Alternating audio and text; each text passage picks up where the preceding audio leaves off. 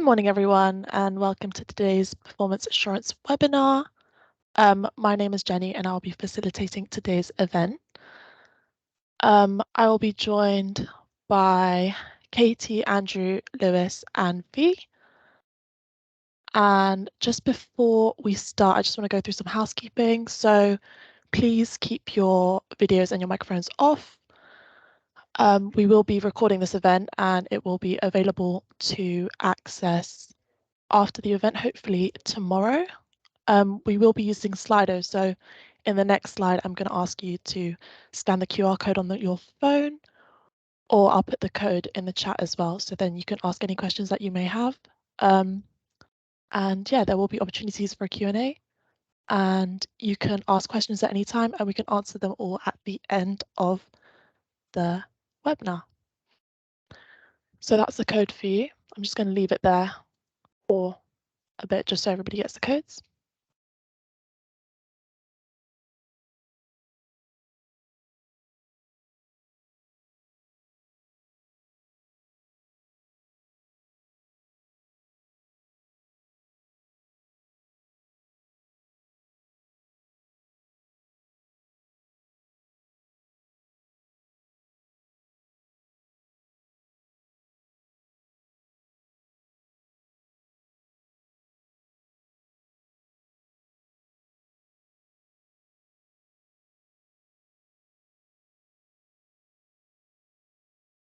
Okay, just for anybody who's joined, you can scan the QR code for any questions you may have during the webinar, and we'll answer them at the end.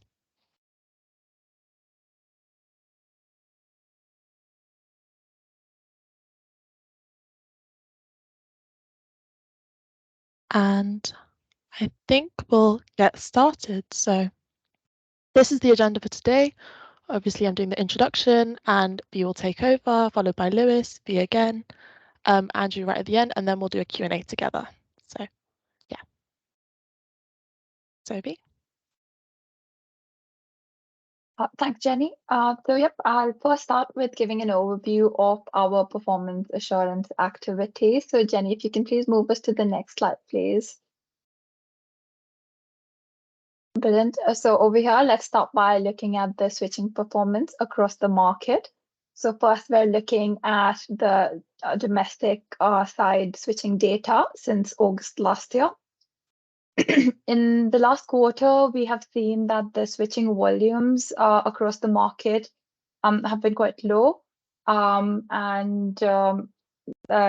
seen that a proportion of these switches that we noted, a large volume of those were attributed to two parties who were conducting some internal migration between their MPEDs. So the actual switching volumes between January and March have been actually as low as somewhere around 200,000 switches a month.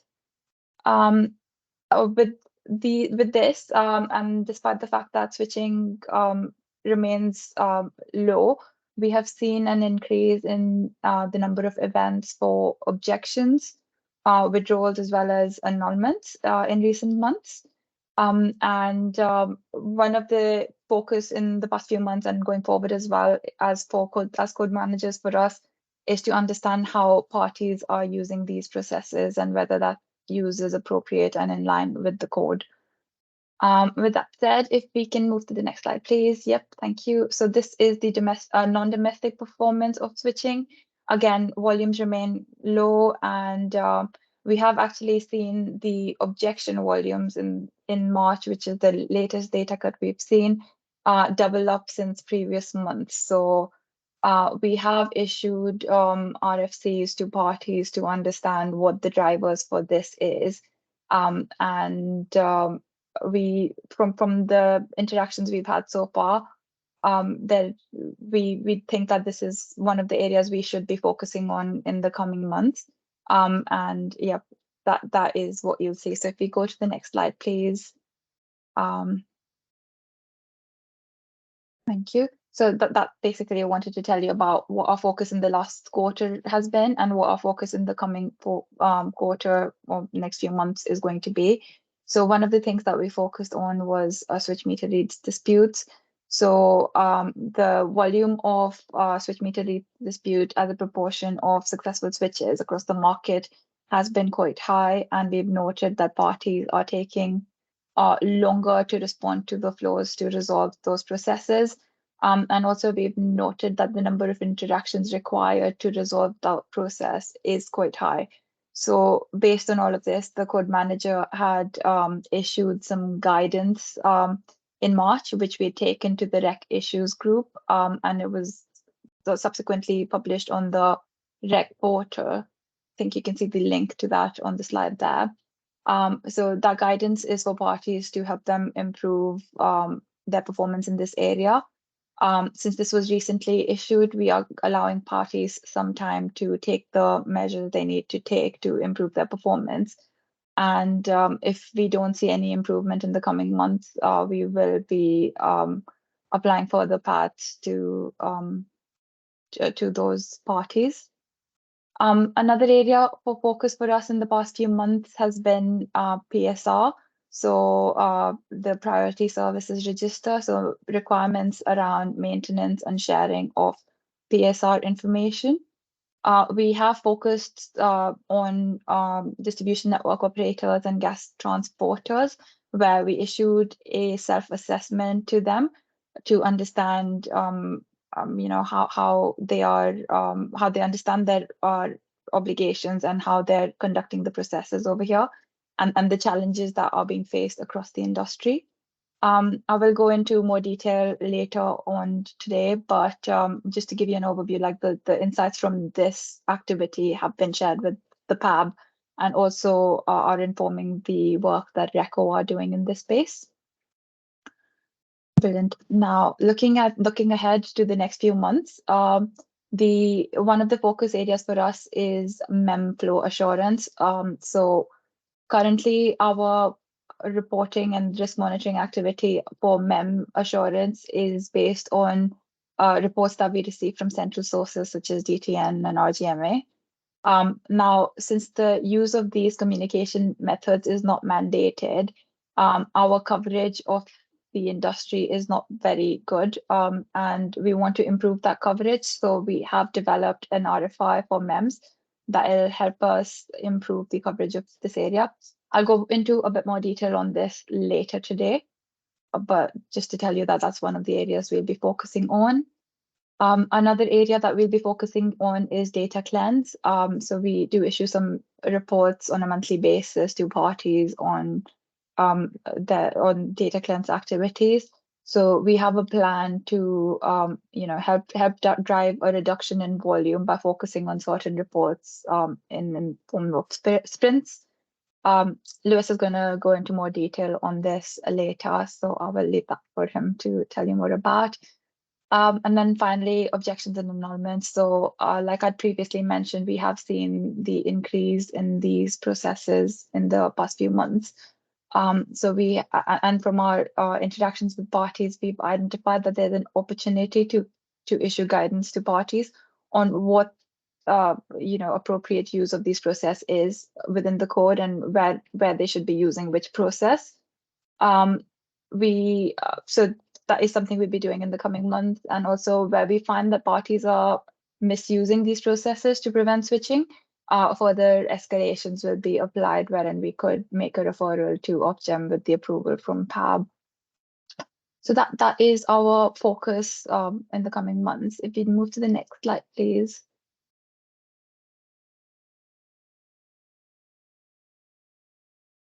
Thank you.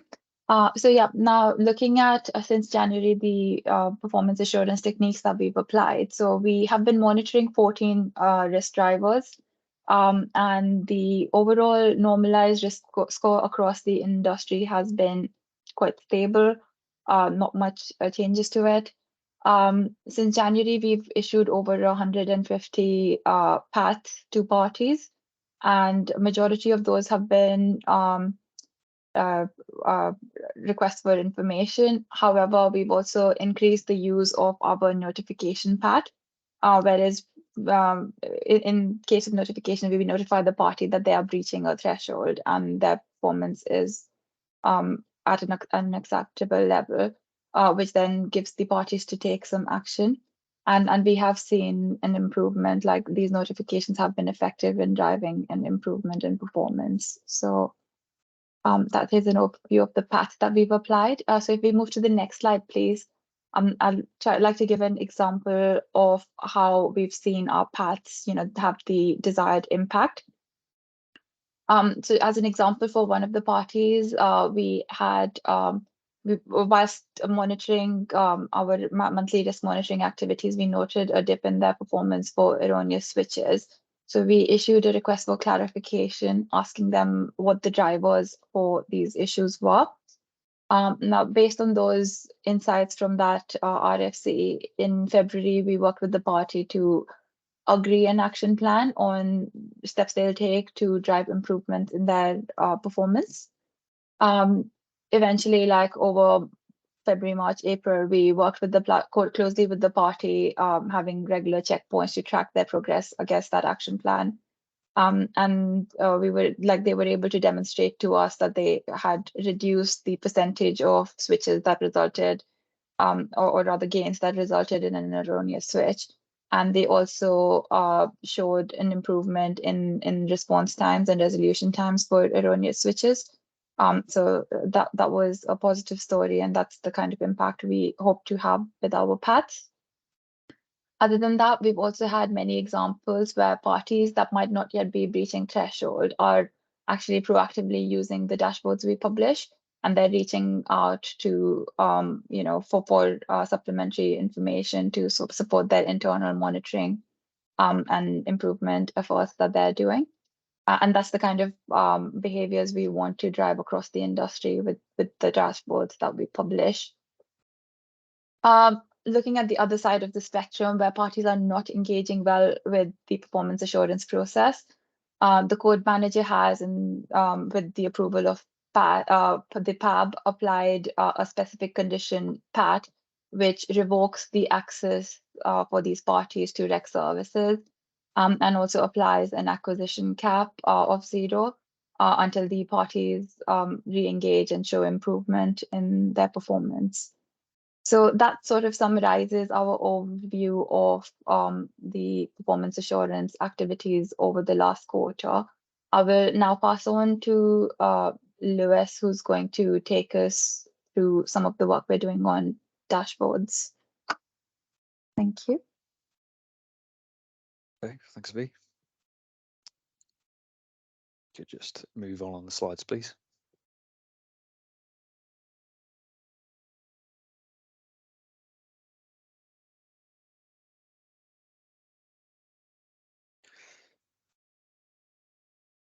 Oh, you're on mute, Jenny. Sorry. Sorry. Can you hear me now? Yeah. Yeah. Okay. So there's a question regarding PSR data. So it says, as suppliers collect and share the vast majority of PSR data, are you sending self-assessments to those parties? So on our performance assurance operating plan for the past quarter, it was only DNOs and GTs. However, we are working with RECO, and we're when we do our performance assurance operating plan, planning for the future, suppliers would be within those processes. Like we will look into those as well. Okay, thank you. And Jackie has raised her hand. Do you have a question? Yes, if I may. So the PSR self-assessments that were issued, is the plan to issue these on a quarterly basis? And what would be? So that was a one-off activity that was on our performance assurance operating plan. I will go into more detail on the PSR self-assessment later in the session. But to give you an overview, that was a one-off activity, and the reports from the insights from that activity have been reported to PAB and RECO.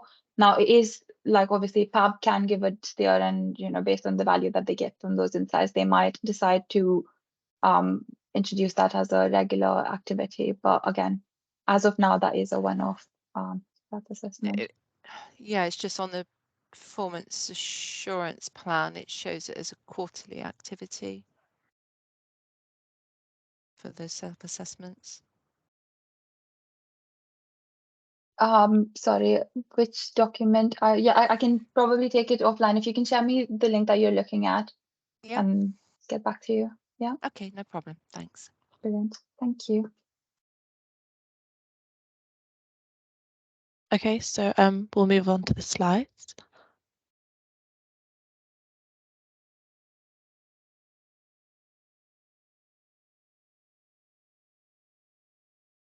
Lewis, you're on mute. Lewis, are you ready? Yeah? Of course, I was on mute. So yeah, hi everyone. So I'm going to take you through the next 3 sections, starting with some updates on the performance assurance dashboards, moving on to energy theft, and then data cleanse. So can you move to the first slide, please? Okay, so this slide gives an overview of some of the dashboard updates we've made in recent months and some of the updates that are to come. So if I just run through each quickly now.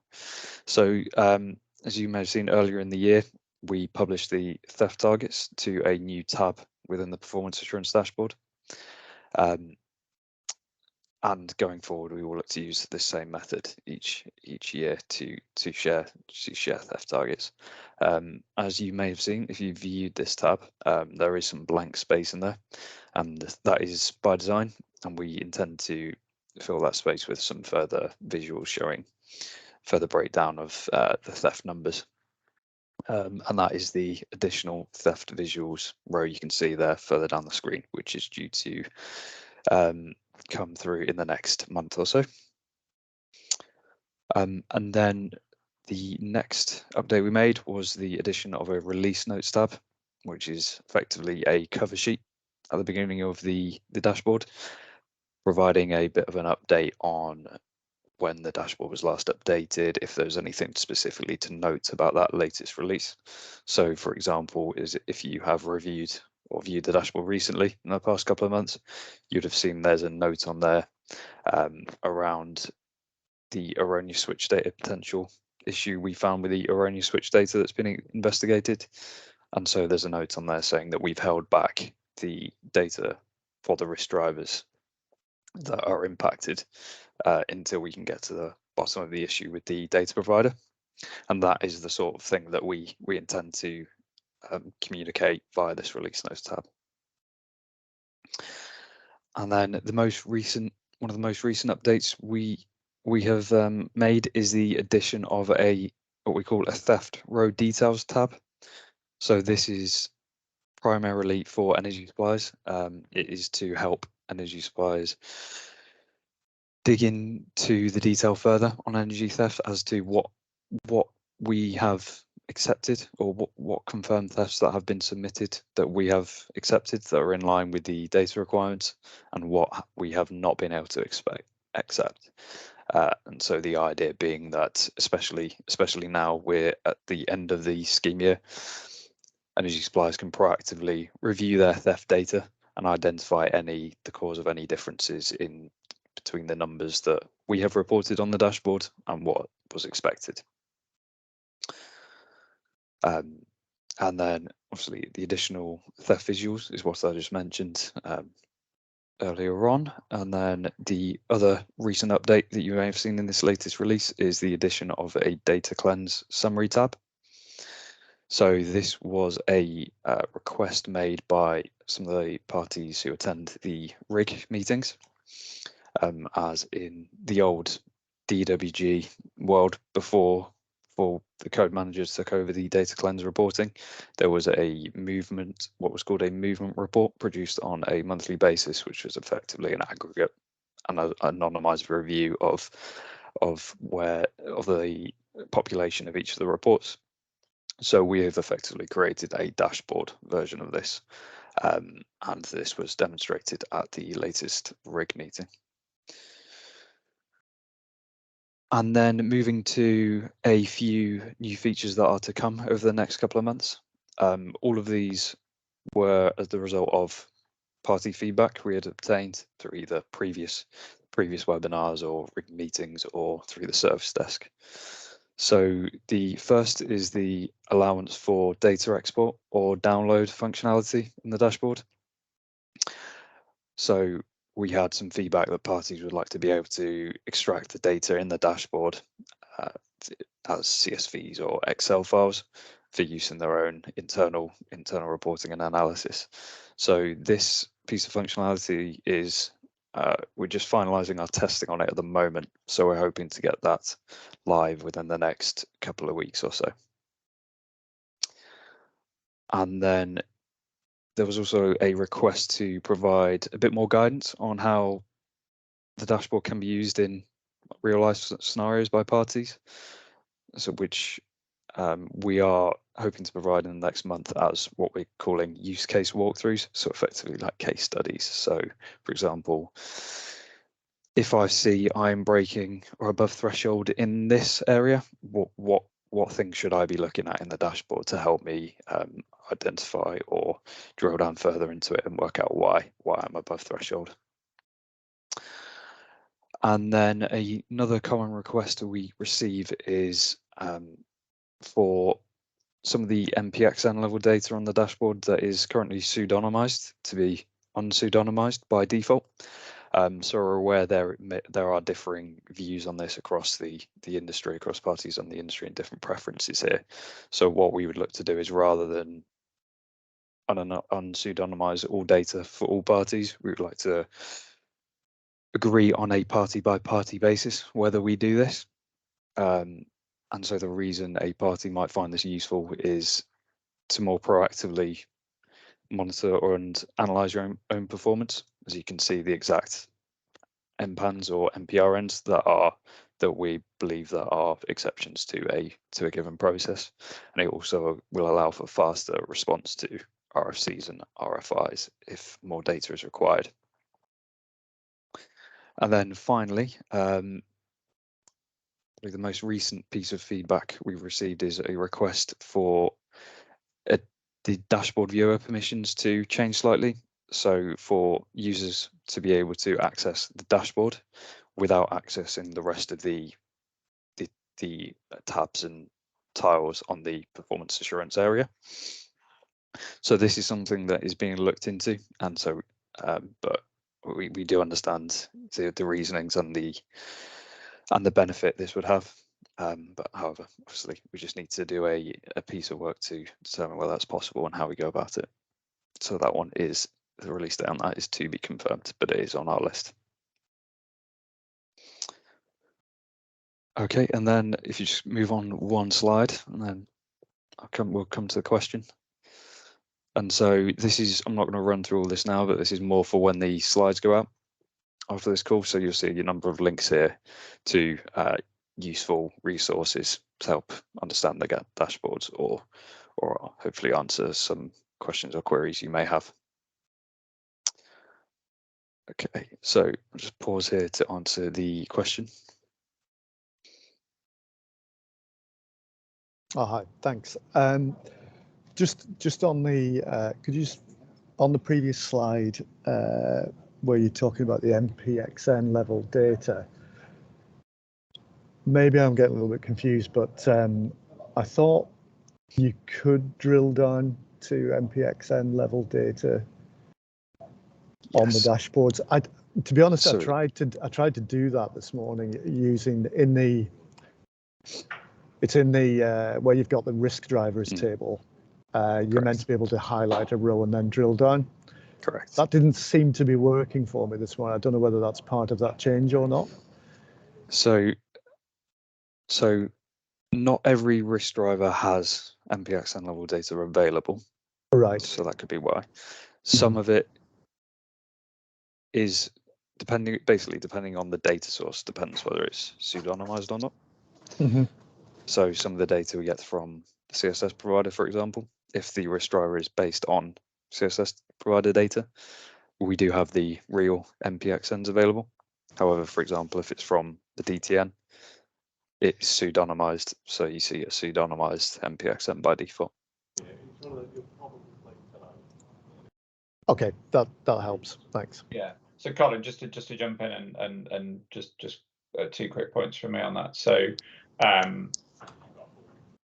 so the ability to drill down is not being added through this. That facility is already there. Although, as Lewis says, there are some rush drivers where the detail doesn't sit behind it. The best thing to do if you were having a problem with that is if you just drop a note through to the inquiries help desk email or via the live chat. They'll create a ticket and that'll read through to the team, and they can just take a specific look at that with you offline, obviously, rather than going into sort of specific people's data on a broad webinar. Of course, yeah. The change we're talking about here is effectively allowing suppliers to say, so at the moment, if you went into a driver which is pseudo-anonymized and you wanted to know the meter points, we can do that. And at the moment, you have to sort of raise a ticket and say, could you give that data, please? Which is fine. Some suppliers would like to continue to operate in that way. Some have said, actually, it'd be much easier if I just had it all the time, and I'm comfortable that that's okay from a kind of data privacy point of view. We're happy that is how you do it. And so effectively, we're going to almost toggle a switch for a party who says, like, I'd like you to just unanonymize it by default for me, and we'll just do that before we publish the dashboard. So you'll see it with a proper meter point number as opposed to the pseudo anonymization. That's the change we're talking about. Right.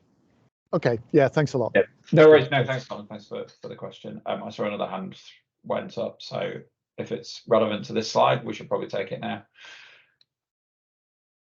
Yes, sorry, just quick question. Oh, Yeah, hi. So just quick question about the data. I know there have been some issues before with the data when some RFIs have been issued, and I was wondering whether those issues have now been resolved. I'm not sure on the specifics here, so this might be one, Ursula, that we pick up offline if you want to submit a help desk query. All right. Okay. Thank you. Yes, I will. Okay.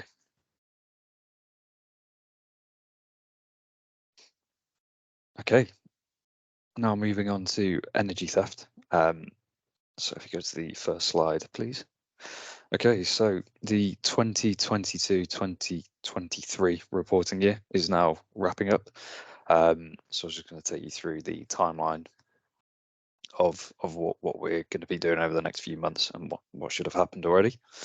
So the final data submission for the reporting year was due on the 2nd of May 2023. Obviously, that's passed now. Any further data submissions should only be as a result of queries or disputes at this point. We published the provisional totals to the dashboards earlier this week. So if you haven't already viewed those and you are expecting or you have submitted energy theft files of the year, we recommend that you review those as soon as possible, just so there's ample opportunity to raise any queries and have them investigated before we get too far down the line. And yeah, as you'll see right in the middle of the screen, the review and query window. So this is where we are now. So there's a review and query window open for next 20 working days, closing on the 21st of June 2023. So this is an opportunity for any organisation who sees a difference between what's reported on the dashboard and what they may expect, or sees any rejected confirmed thefts on the new dashboard tab that they wouldn't expect to be rejected and wants to correct those and resubmit those. This is an opportunity now for you to do that. However, do note that after that 21st of June 2023 date, we won't be accepting any more queries or investigations, because obviously we need time to be able to wrap up, finalize the results and wrap up the year. And so moving on, we aim to publish the final totals for the year on the 18th of July dashboard release. So that should give ample opportunity for us and parties to resolve any queries or disputes that may have come up in that review and query window. And then finally, the incentive payments amounts are due to be communicated within 144 days of the end of the reporting year, which works out as the 23rd of August 2023. And then after that, shortly after that point, invoices will be provided by Reco Finance directly. So that should be much the same as per last year, so hopefully no surprises there. If we move on to the next slide, please. And so with the wrapping up of the 2022-23 year, the 2023-24 year is now underway. So there are some changes that have been made to the operation of the process this year. So most notably, I think, would be the introduction of a data submission cutoff for confirmed thefts. So effectively, now there is a 2-month window following the end of a reporting month to submit any confirmed thefts with data for investigation closed in that reporting month. So this is similar to how the scheme used to operate before the rec. So it's just the reintroduction of the cutoff.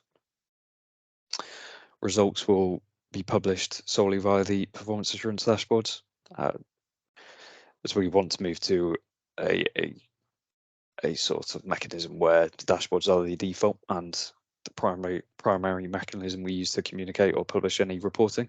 As you would have noted, this year and last year, Excel files were also produced and sent out to relevant parties on a monthly basis. We will no longer be producing these with the dashboard functionality now available. There is also the introduction of a formal query window following results being published. So similar to the query window I just mentioned on the previous slide regarding this year, or the wrapping up of the scheme year this year, that will operate on a monthly basis going forward. So you have a period of 10 working days following each month's results being published to query anything relating to that month. So any possible discrepancies, any rejected thefts, that sort of thing. There will also be a increased onus on investigations to be reported on a monthly basis. So parties are required to report investigations once they're initiated. So in the submission following the month that they've been initiated, with updates submitted in subsequent months if appropriate. And so the green boxes at the bottom give a bit of an overview of how the submission and the query window would work for the first month of the year. So the first reports for the 2023-24 year are due to be submitted on the 1st of June or before the 1st of June 2023, and that will be a submission for any confirmed thefts with a date of vesting closed in April 2023 or investigations that have been opened in 2023. We will then aim to publish the results via the dashboard, or the totals via the dashboard, on the 20th of June 2023, after which point the 10-day query and review window opens. So during that period, if you see a difference or something that you weren't expecting, you submit a query to us via the help desk. We'll be able to investigate and liaise with you there to help rectify that. And then on the 3rd of July 2023, that will be the final date that you could submit anything relating to the April reporting month. So the idea there is it gives you a window to submit any further data needed as a result of any queries raised or any errors spotted in the submission. And then if you move on to the next slide, again, we won't run through this, but some useful resources for when these slides go out. Lewis, we've had a couple of questions coming on Slido on theft that it's probably worth us covering now whilst we're in the theft zone. I don't know if you've got those on your screen, or I can call them out if that's easier for you. No, go for it. Yeah, if you can call them out, so one was around, is there a published date as to when the information is released to the dashboards, which obviously then kicks off the query window, which from memory is in the I forget the correct name of the document, but there is a theft timing document. Yes. You might remember the name of it better than I. Yes, so that's the link is on the screen here for that one, so second bullet down. So if you've not read that, thank you. So for whoever asked that question, there is a specific document that sets out all of those timescales month by month, so you can see that there. when you can expect to see those. And then the other question was around, are we able to share a view of the rec dashboard for theft, where to see the provisional totals, please? I'm not sure whether we can flash it up on screen live, only because obviously we'd be in somebody's data. But unless you have the pre-prod version available to hand. If you do, we could do that. If not, then we could obviously just drop an extra slide into the deck before it comes out to people, just to show you where you can see those provisional numbers. I can do that quickly now. Oh, there we go. Thank you. That'd be great. I'll just share over the top.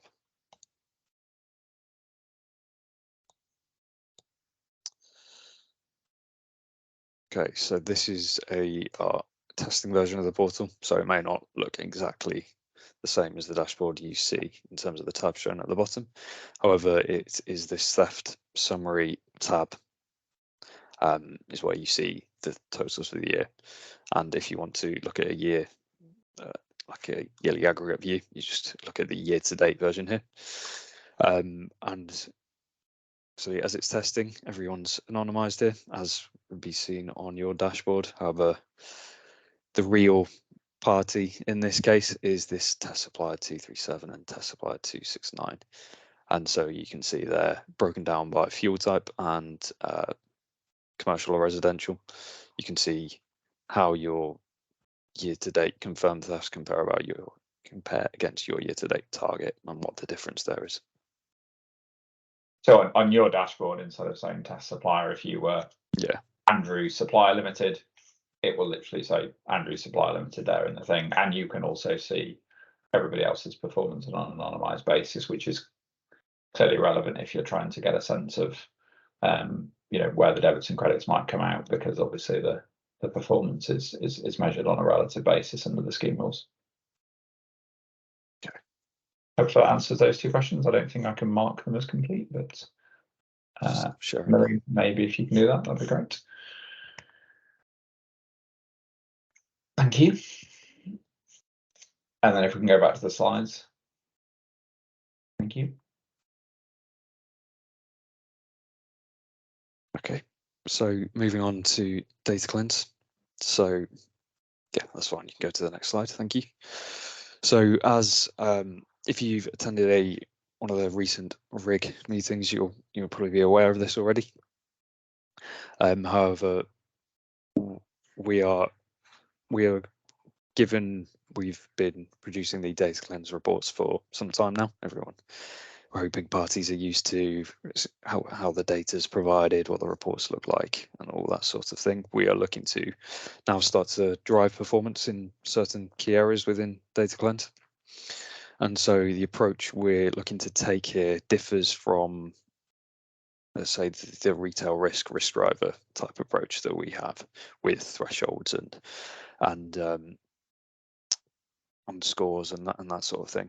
Instead, what we're going to look to do is a more sprint-based approach, where we take a small number of reports for each sprint and look to drive down the totals across the industry, so that everyone's working on the same reports. It stops the case where maybe one party is focusing their efforts on, I don't know, the MTC reports, and another is focusing on the active relationship reports, and supply points move between the two, and so the different suppliers keep picking up new exceptions into the various buckets they're working on, and so the totals never really drop down. So that's what we're trying to stop here. And so these sprints, we're aiming for them to last between 3 and 6 months. This first one we plan to run for 6 months, as it's the first one. Just to give everyone a few extra months to get used to the approach, and then in subsequent sprints we may look to bring that further down towards a 3. And so for each sprint, a small set of reports are selected and targets are set to achieve within that sprint, and those targets are approved by the PAB.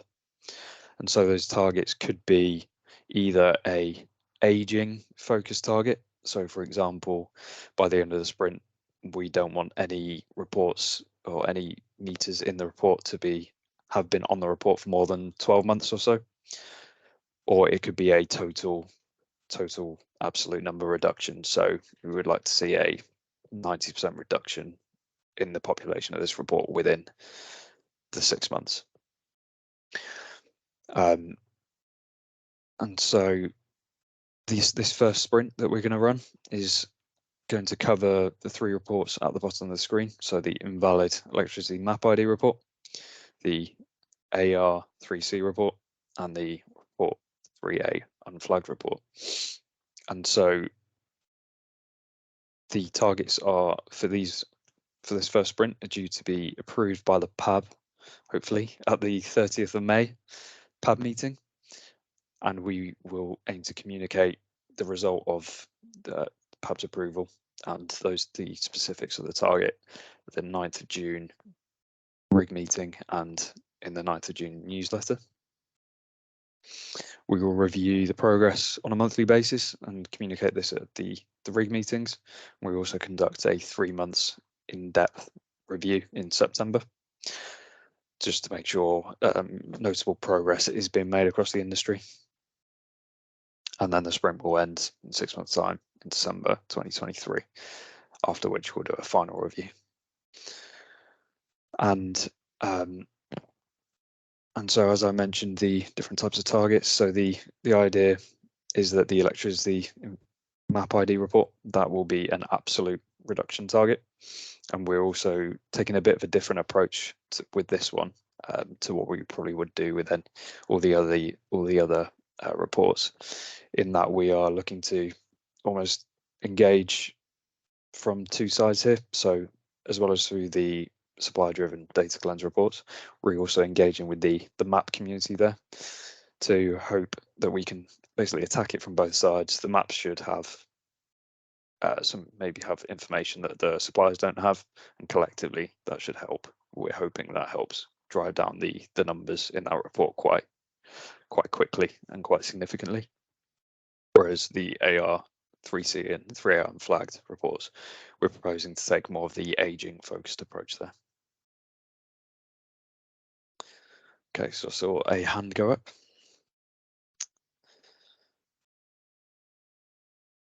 Yeah, sorry, it's Jackie Barton, National Grid Electricity Distribution. So at the RIG, in respect of the invalid electricity map IDs, we had a discussion about the fact that from a DNO perspective, we cannot cleanse them. And I think suppliers were also having difficulty in cleansing. And I appreciate you've said that you're looking to take a new approach with this and engaging with the map community. So will this be a centralized approach, so that rather than each individual supplier or each individual DNO or that trying to, you know, sort of cleanse, is the idea that the map community will be approached with a central set of data for them to see if they can resolve? So I think there's diagnostic and resolution, I guess, Jackie, is worth sort of just splitting into 2. So we will be working centrally with the map community. Obviously maps are not parties, so we can't compel, but I think they're keen to contribute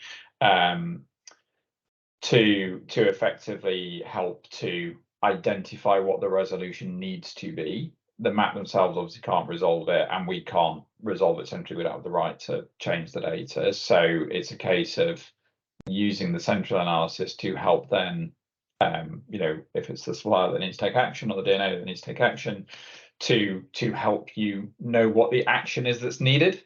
Which I think is the challenge that's happening at the moment, is it's like, yeah, we know it's wrong, but we don't know what the right answer is, and that's the bit that's, I think, tricky.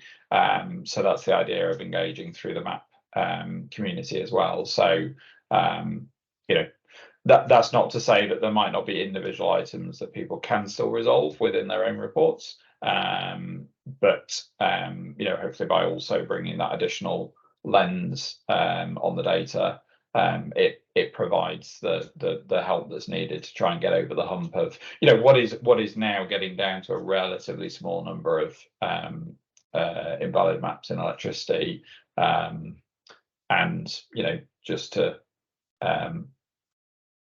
just to sort of flag, we are also, although it's not in the sprint, we are also looking at that from a gas point of view, where I think actually there's probably some bigger levels of discrepancy. So you know, almost electricity will sort of take a first route, but I would expect we'll be doing something very similar in gas, and actually the volumes there are a bit higher. So I hope that answers your question. But is there an understanding that from a DNO perspective, we are unable to amend the information? We can identify that it's wrong, but we cannot amend it. We need to approach the supplier to amend that data, and the data then needs to engage with the meter operator to get that data flow through. So there's that route has got to be taken. So absolutely. And as I say, that's also why, from a central point of view, even if we are able to say, well, we know what the correct data is, or we think there's a high probability this is the correct data based on that insight we're able to get from that central analysis, again, we can't change it either. As the code manager, we don't have that right. No. So the supplier is ultimately going to need to flow the right flows, working with the meter operator to do so. But clearly, it's a it's a problem that needs sometimes input from others to help ratify or verify information, or if we get back from the map, the map's inconsistent information, we might then need further engagement with parties to try and work through, well, hang on a minute, we've got two different versions of the truth here, okay, we need to work out what that is. So I think from a DNO point of view, yes, you can't fix the problem. So you're not going to be held accountable for you haven't fixed it, but at the same time there may be some things where it becomes clear the DNOs need to help to verify or validate something before it is changed, and that that then would be part of that conversation. So okay, yeah, that's fine. I mean, obviously, we appreciate and we're supportive of the fact that we need to get this data cleansed, but obviously there are these difficult hurdles that we need to try and leap over. Work through, absolutely, So as I say, and so it's about this sort of, I in my mind, I very much break it down into, okay, first of all, we need to work out what it should be, and that often requires some collaborative effort. Then once it's clear that that is the right answer, obviously there's with any of the data items, there's typically a party who has the role of actually owning the update, because they're ultimately responsible for that. But often sometimes they'll say, well, we know it's wrong, we don't know what the right answer is, we need help to get there. So we're sort of trying to bring everybody together in a way that gets us to that point, and I'm sure along that way we'll sort of discover some things, but by having everybody in a sort of sprint, as those were saying before, focus on an area, it means then at least everybody's kind of focused on that problem, as opposed to we've got different people who need to coordinate, but they're focusing on different priorities type thing. Okay, no, that's ideal. Thank you.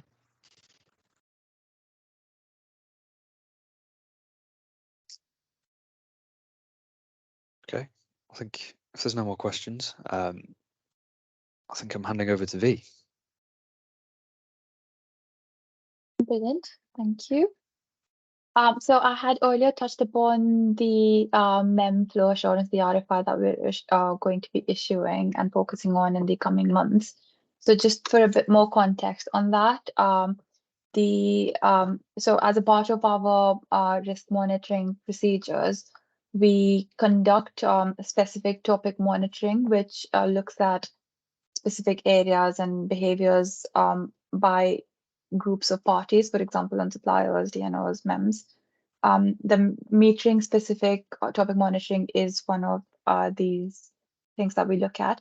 And under metering specific topic monitoring, we currently conduct assurance over MEM compliance on processes around installations, removals, exchanges, smart meter configuration, energization, de-energization, and resolution of faults. our current monitoring looks at data that comes from central sources like DTN and RGMA. Now, we are conscious that within the code, the comms method is not mandated. So there would be parties that may be using other methods for communication to meet the requirements within the code. So currently, we're not getting a full picture of how compliance is working across the industry. So improve this. We basically developed an RFI where we'll be going to MEMS to ask them to both electricity and gas MEMS to give us aggregated reports on some of the topics that we're covering to supplement the current reporting. So for the first cycle that we're going to be doing, we're asking MEMS to give an aggregate report on topics that cover port resolution and meter exchanges. In subsequent cycles, we will then look at meter installations, removals, reconfiguration, energization, and de-energization. If we move to the next slide, please, so I can tell you how this is going to work. Thank you. So the first one is going to be an RFI. The first will be like a one-off RFI that we're trialing. This pilot RFI has been developed, so we've consulted with the metering experts panel, and we've also engaged with MEMS across electricity and gas to develop the RFI. This covers topics like I mentioned on ports and meter exchanges right now, and it's a template that really shared with MEMS through the REC portal. We're intending to issue this by 9th of June, so like the week commencing 5th June, that's when we'll start sharing these reports to you. You'll find the template within the Your File section on the REC portal. The ask would be then we'll be granting MEMS 6 weeks to get the information required to complete these templates and then return them to us via the REC portal again. Once we've received all that information, we will then pilot the analysis. So we will take that data back, we'll analyze it, we'll prepare some dashboards, and we might reach out to organizations where we've got gaps or we need any clarification during that time. And then we'll be presenting this information to the PAB, who will then determine whether that exercise that we've conducted now as on a one-off basis, whether it's useful to implement this as a regular assessment. Now over there, I just want to flag that any regular reporting that we introduce, any regular reporting requirements, those will require an update to the performance assurance reporting catalog, which is a REC category 2 document. So it will need to go through the formal change process, which would include a consultation. So again, just to repeat some of the dates. So by 9th June, you should have received this in your files on the portal. If you've not received this, please reach out to us. And you then have 6 weeks to return it. So by 21st July, 5 p.m., please ensure that you've uploaded the response file onto your files on the REC portal. If you've got any queries throughout this process, please raise a ticket to the Code Manager Service Desk, and we'll happily respond to you. So thank you very much. Brilliant. Now coming back onto Priority Services Register. So this is I'm going to give an overview of the activity that we conducted in the previous months. And I'll probably take this opportunity to also respond to Jackie's question. So the PSR activity, like you mentioned, initially was planned as a quarterly assessment. However, through engagement with the industry and PAB's feedback, PAB took the decision to make it less frequent, and it was in this REC year we've conducted that exercise as a one-off. You will see this reflected in the latest performance assurance operating plan, which is version 3 that's published on the REC portal. So just on the basis of that, in March, we had issued a self-assessment for all DNOs, IDNOs, GTs, and IGTs to complete, and the sections that there were several questions, and there were 4 main sections that these questions were divided into. The first area looked at the awareness about the REC obligations. The second element looked at procedures they have for identification for both and maintenance, which is only a requirement on DNOs and IDNOs and not on GTs. So maintain processes around maintenance of PSR records. The next element looked at how the organizations maintain the sharing of any PSR information that they may identify whilst out on site and when requested. And finally, we also asked the participants to tell us about any market-wide issues that they're facing and any challenges that they're facing.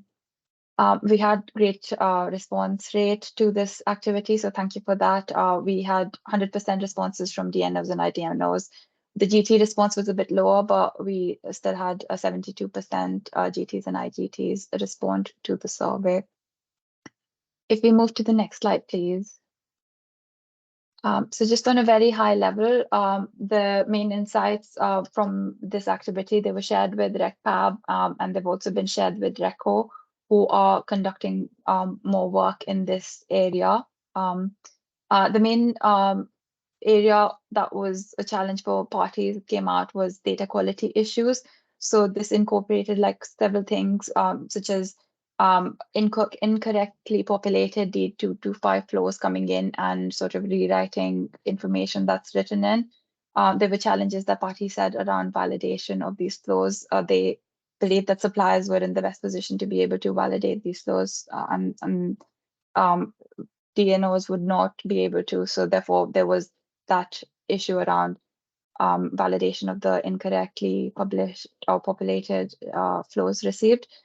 There was also a point that was raised by many parties around the inconsistencies of the needs codes that are used. So examples were given to us where the same needs code were being used by different parties or different roles for different needs. There was also one of the main things that was pointed out was due to multiple registers being maintained, data alignment was a big issue.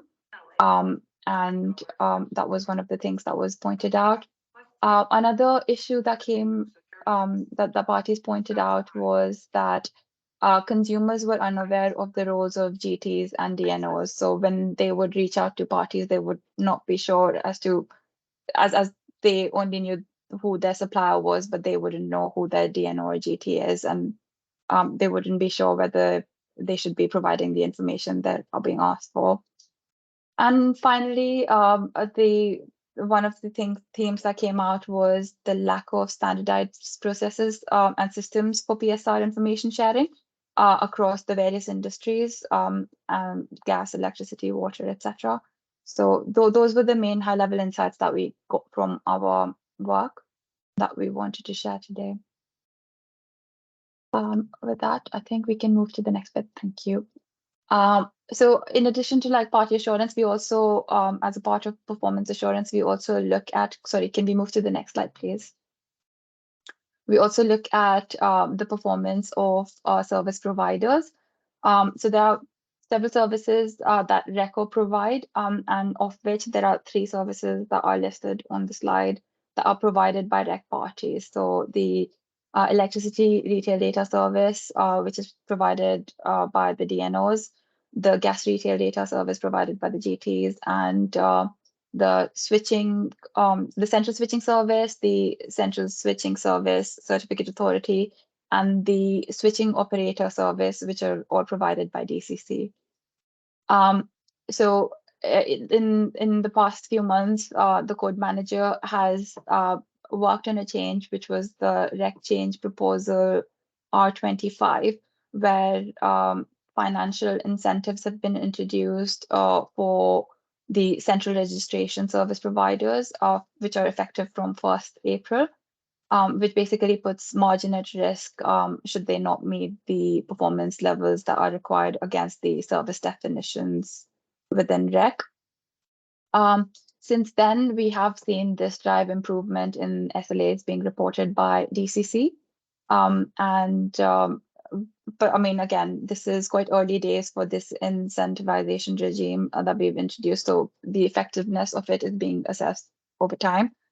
One other thing that's come up on the back of this is DCC have raised a change proposal, which is R92, which looks at reviewing the expected performance levels for rec service definitions, and also considering some of the exclusions that should be considered. So if we move to the next slide, please, I can tell you a bit more about R92 there, which is looking at which DCC have raised. So yes, as I mentioned, so the three areas where they're proposing SLAs to be reviewed are around message response targets, gate closure targets, and incident management targets. And DCC have also proposed a set of exclusions that should apply whilst calculating these targets, especially the incident management targets.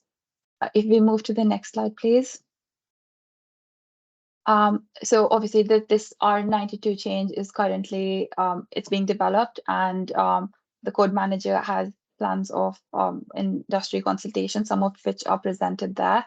So firstly, there is a working group being set up, which will comprise of ERDA reps, GRDA reps, EES reps, one DNO, 3 suppliers, the RECO, and the code manager as a minimum, to consult on and sort of review the changes that are being proposed. Additionally, if parties or anyone on this call wants to feed into this change process, the party impact assessments and the consultation, please reach out to Elise, whose email is listed on the slide, who is leading this change. Discussions for this change will also be brought to the REC change panel, and I believe the initial assessment reports and the change proposal plans are being taken to the next change panel on 6th of June. So we wanted to share this information with all parties. So thank you. I think that is the end of the section, and I'll now pass over to Andrew to take us to what's coming next. Thanks, Fee, and hello again, everybody. Apologies, I lost you for a minute there. I actually had a power cut, so I won't ask if anybody from my DNO is on the line. If we can move on to the next slide, please. So just 2 or 3 areas, or 3 or 4 areas, I should say, to cover in this. These are all really more, I guess, forward-looking. So these are more things that are, I guess, for informational things that you might want to be considering now, rather than necessarily for immediate action, although there's probably a couple of things in mass market switching that might be. But the things we want people to have, sight of, and obviously have a chance to start to sort of think about and engage with. So if we move forward to the next slide, we'll talk about data sharing first. So one of the key priorities really for the PAB is around transparency and sharing of information, and with a broad direction that over time increasing the amount of information that is shared with parties, and indeed more openly, is sort of the direction of travel to take. Obviously, the dashboards, which we've already talked about in this session and indeed in previous webinars, were an important enabler of our ability to do that at scale and in a sort of systematic but controlled way. Having got to, I guess, version 1.0 of dashboards, we've then been working with the PAB around, okay, what's the longer term strategy look like, and sort of how will we move? And the picture to the right, and obviously you'll be able to have a look at this in more detail when the slides come out, effectively shows where are we now with a lot of things, and broadly that is information is pretty much available to parties on your own performance, but there's limited information provided on other parties' performance, and the majority of that is anonymized, to moving towards a world where there is less anonymization and more sharing.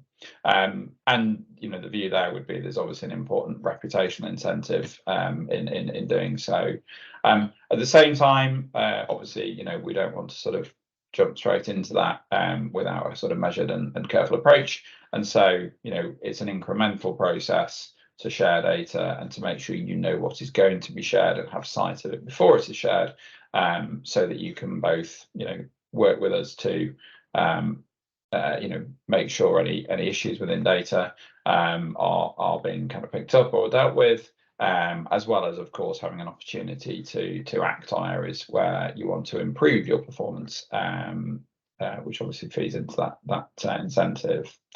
So if we move on to the next slide and sort of talk in a bit more detail about the sorts of information we're expecting to be sharing. So as it says at the top, over time, we're expecting that information will be shared publicly or with the public. Some of that will be anonymized, some of it obviously the anonymous already shared, and some of it will potentially become unanonymized as I say, over time. So that's the overall score. Smith survey performance, that's obviously something that's already shared today. Erroneous switch, both resolution, rate and rate. So how many erroneous switches, and also what does the resolution of those look like? We see the rate obviously continue to drive down, but the resolution obviously is still important, and theft performance. And we think particularly the erroneous switch related data, at the moment you can see other parties but anonymized. We'll be moving towards de-anonymizing that, and I'll talk about timelines in a second around that. So, and initially that will be de-anonymized, but within rec parties only. So, we can, as I say, stage things out as we go. Now, this is not an approach that's completely set in stone. As performance levels vary, that might cause us to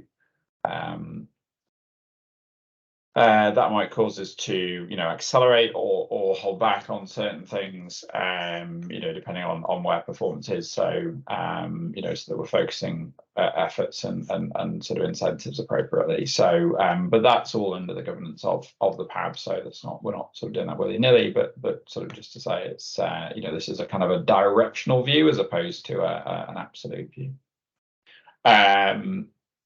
Thanks for the person on the upstream DNO fault. I think it might be the people building houses down my road slightly messing with the cabling, but anyway, we're back on, so that's the main thing. If we go back to the next slide, then another key aspect that we're going to be building towards is what we're going to refer to as an annual rating. There's been some debate about the name of that, so there's a chance it might change slightly, but the sentiment is right. So we're going to provide an annual rating against all parties on a 4-point scale, which is set out in the table there. And that's going to be based on performance data through performance assurance monitoring, other performance assurance related obligations, as well as engagement within some of the wider rec processes. And the table at the bottom there sets out an outline of sort of how we would see people moving across the 4 levels. And just to explain a couple of key concepts here, so there are a number of rows in the table there. The way that those would be applied is, each would be evaluated, and then we would look at the, I guess vernacularly, I'll say the worst score. So, for example, if you had a management assertion applied, which is about halfway down that table, you cannot have a no material weakness or a minor weakness rating in that circumstance. So you would either be a moderate weakness or potentially a severe weakness, obviously depending on the other factors at play. So again, this has been discussed with the PAB and this model, sort of discussed and debated. Equally, there may be a couple of things in here that we need to just sort of look at as we see the data consolidate. So in particular, the theft target performance, it may be we need to sort of change the base a little bit around that. Obviously, we'll see how the theft numbers come out, which, as Lois talked about before, will be happening over the next few weeks. So, so we will obviously look at that, and again, obviously take that through PAB governance as to where that will land. So, looking across a range of factors, so risk drivers over threshold obviously is available through in the dashboard. Theft target, again, available in the dashboard. And then the majority of the others are either about the use of certain PATs or around your maintenance and qualification, submissions and timeliness. If we just move on to the next slide. So the sort of timing around what we'll start to share. So as I say, you can look at the dashboard today, you can see some of that information, and obviously, as I say, one of the things we want to make sure is that you have access to that data and have an opportunity to raise any queries, before we kind of crystallize things. So you've been able to see dashboards for a little while now, and we know from engagement with parties that a number of you are actively doing that, and indeed, as Liz talked about before, are keen to find ways to share that with more people in your organisation, which we're keen to support. From the dashboard publication in June, so that will be in just under a month's time. So it's the same day as Pad Paper Day, so it's the last Tuesday but one in the month, with Pad being the last Tuesday of the month. We will be amending that first tab in the dashboard after the release notes that gives you your overall score, so that you will start to now see your score as you can today, but you'll also be able to see an anonymized score of peers. So you can start to get a feel for where you are in that score, and obviously that feeds into the first of the measures in that table. We'll then be using the rating anonymously as part of our annual reporting cycle, and so as part of that, we'll use that data anonymously within the annual report, but we'll also inform you directly of what that rating is, based on the application of that rule set and any modifications made to that in September, as it says there. We will then, obviously, with an opportunity for any feedback or kind of queries to be resolved, we will then share from the 1st of April next year. You'll be able to see other parties, so you'll have a sense of how you compare with peers, and obviously you may sort of peer within not just party types, but different sort of different competitors. And then from September next year, so in our annual report from next year, rather than being an anonymized view, it will become an unanonymized view. So that's the current thinking around this. So we're forward looking quite a bit here, and obviously there'll be a number of points to engage over the next, getting on for 18 months of that cycle. But we wanted to give people kind of early indication around that, and this is a topic we will return to, I'm sure, on future webinars as things evolve. If we can move on to the next slide. So that was it on the data sharing. Next sort of big topic area is return at some point, as I'm sure everybody anticipates will occur, of significant increases in switching volume. We're certainly not in this webinar going to say when that's going to happen, but I think it's clearly going to happen at some point. It could climb gradually, it could climb all of a sudden. Clearly, there's been the announcement today in terms of price cap, for example, and we will be doing that in a world that is enabled by the new switching arrangements, obviously, which are therefore going to have to scale to those volumes. Clearly, for an extended period now, we've been at a fairly low level of switching, and so there is this is something that certainly we're looking at from an insurance point of view, and the PAB considers in terms of the risk presented to the market and to consumers with a sudden increase, particularly of switching. Now, there's obviously an expectation that the parties are compliant with the code in all areas, 100% of the time. However, there's also a recognition that a significant change, there may be some things along the way. So we just really wanted to kind of, again, and I'm sure many of you are already thinking about this, particularly really the supply community, but we think really there are 3 key things we would expect people to be doing. So be planning for how you're going to deal with significant changes in switching volume, making sure you've identified the areas that you must prioritize in terms of particularly those affecting consumer outcomes. And if you do have an issue, being proactive, reaching out to us either through the performance assurance mailbox or through your OAM to say, look, we can see the start of a problem arising here. We know we're going to start to hit some issues in terms of our performance. we would much rather have a proactive engagement if you can see that coming, and know that's happening. And if we just go to the next slide, there's a few additional thoughts around that which really just build on those messages. So you know, having that clear plan is important to hopefully avoid issues, but also if you do have issues, you know, being able to you know, sort of demonstrate to the PAB that you took reasonable steps is obviously important. As you know, if you do start to have real challenges, you know, you need to be able to make choices around priorities. Now, again, we'd obviously, you know, expect that you can meet all REC obligations, but you know, there may be difficult choices that need to be made. And again, you know, being proactive about thinking about that. And then, you know, when if we do have to intervene and we are having to apply PATs, you know, clearly, you know, a party who is engaged and being proactive and said, look, we've got a challenge here.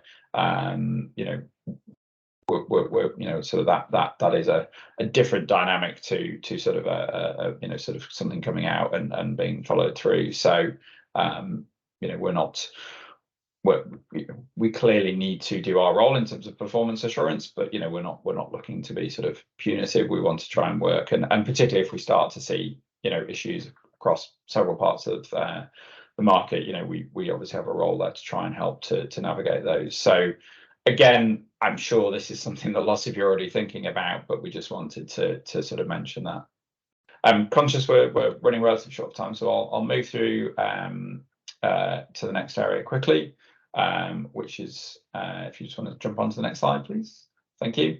So this is just a really quick one. Performance assurance operating plan has already been mentioned earlier in the session, but if you're not aware, it's a document that really sets out, you know, what are we prioritizing in the cycle of activities and things. We are going to be coming out in June with a survey to get some feedback on that, as well as it says, a couple of drop-in sessions. As we, you know, it's a document that goes through a periodic sort of cycle, and then there'll be an updated published after that cycle's completed. So there's an opportunity here for you to engage, and obviously in particular we'd ask everybody to keep an eye out for that survey and those invitations to drop-in sessions, and please do come along and you know, contribute thoughts on you know, where you would want performance assurance activities to be prioritised or focused. Excuse me. And then just finally, we thought we'd just touch on MHHS, and I think V, am I coming back to you for this? Yep, of course. Thank you. Thank you. So yeah, so the market-wide half-hourly settlement program is a major reform within the electricity industry that is hoping to deliver benefits to consumer by maximizing the opportunities that smart metering can enable to deliver an intelligent and flexible electricity system. Now, most of the changes that they're bringing out are within the BSc. However, there are processes within REC that will change, and new requirements that will be introduced.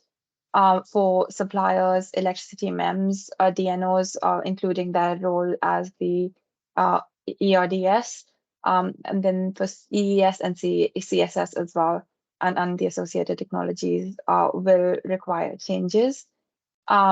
So as a form of assurance, all program participants will be required to go through the MHHS qualification process, which will assess their readiness to operate within the MHHS arrangement. And for this qualification process, the REC code manager is working alongside with Balancing and Settlement Code Company to develop the process. This is currently being developed under the qualification working group, which is hosted by the MHHS program. So if you're not already there, we want to just sort of signpost that you can email the email mentioned on the page to join the QWG. And the first sort of publication of the qualification approach and plan is going to drop next week. And again, something to watch out for, and that will be available from the MHHS program website. Participants will require to complete that qualification process in order to operate in the new world. And more importantly, if you do not complete this qualification by 5th October 2026, which is one of the program milestones by when migration is meant to be complete, or parties will no longer be able to operate. We are designing the processes for market entry after this stage through that QWG again. So again, want to say, if you want to contribute, please join that group and watch this space as well. So I think that rounds up our update. Am I passing back to you, Jenny? Yes, you are. So now it's time for the Q&A portion. So like I said before, if you have the QR code, you can ask questions anonymously through Slido, or you can just raise your hand in the Teams chat for our speakers today. So there was a comment in the Slido which mentioned probably an upstream DNO fault. I think that was a just on my mention Oh. about having a power cut. I think Right. Sorry. Okay. Chatting in Got on that, that, I suspect. So, got although I'm afraid I'm on a DNO rather than an IDNO network. So, Perfect. Does anybody else have any questions? and thanks for those who've asked as we've gone through. Obviously, where it's made sense to, we've covered those as we've gone. So, Just bring the QR code up again, just in case anybody wants to scan that.